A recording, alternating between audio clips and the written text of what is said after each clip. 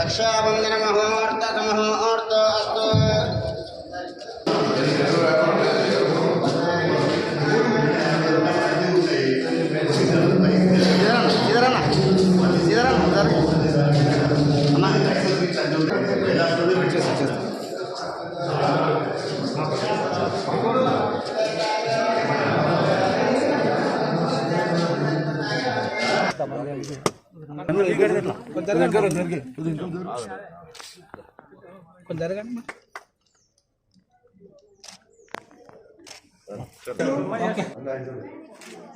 చూడండి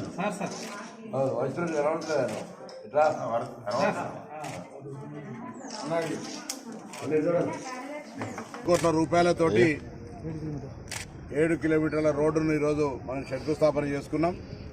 త్వర లోపల ఈ రోడ్డు పనులు ప్రారంభమై పూర్తి అయితే అనేటువంటి మాట సందర్భంగా మనవి చేస్తూ ఈ మధ్యలోనే హుస్నాబాద్ ఎమ్మెల్యే కార్యాలయంలో mission Bhagiratha, Panchayati Raj, R&B, MRO, MDOలతోటి ఈ నియోజకవర్గ అభివృద్ధికి సంబంధించినటువంటి వివిధ సమస్యల మీద నివేదికలు తీసుకున్నాం, ప్రతిపాదనలు తీసుకున్నాం.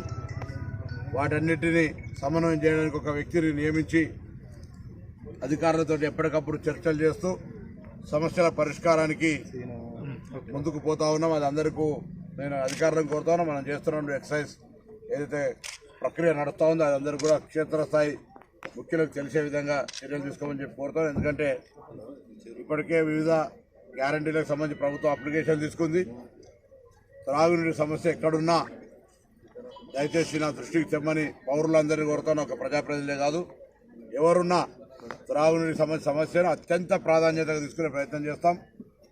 మరి మిషన్ భగీరథ యొక్క నీటి లభ్యత కావచ్చు, స్టోరేజ్కి ఉన్న ట్యాంకుల వ్యవస్థ కావచ్చు, డిస్ట్రిబ్యూటర్కి అయ్యేటువంటి పైపులకు సంబంధించినటువంటి వ్యవస్థ కావచ్చు, ఈ 3 అంశాల లోపల 3 అంచెల్లో ఎక్కడ ఇబ్బంది ఉన్నా దాని వెంటనే నిధులు కూడా ఉన్నాయి, పరిష్కరించే విధంగా చర్యలు తీసుకోవాలని ఇప్పటికీ అధికారులకు ఆదేశించిన వాళ్ళని బాధ్యులను కూడా ఎక్కడైనా చిన్న ఇబ్బంది వచ్చినా నా దృష్టికి తేకపోతే వాళ్ళే బాధ్యులు అనే మాట కూడా చెప్పాను. కాబట్టి మనం కూడా ప్రజాస్వామ్యంలో ఒకరి మీదనే భారం వేయకుండా ప్రజాప్రతినిధులుగా ఉన్నటువంటి వాళ్ళందరూ కూడా ఈ సమస్యలు దృష్టికి తేవాలని చెప్పి కోరుతూ, గ్రామాల అభివృద్ధి అనేటువంటి అయితేనే మన రాష్ట్ర ప్రగతికి ముందుకు పోయేటువంటి అవకాశం లేదు. కాబట్టి గ్రామాల అభివృద్ధికి ప్రత్యేక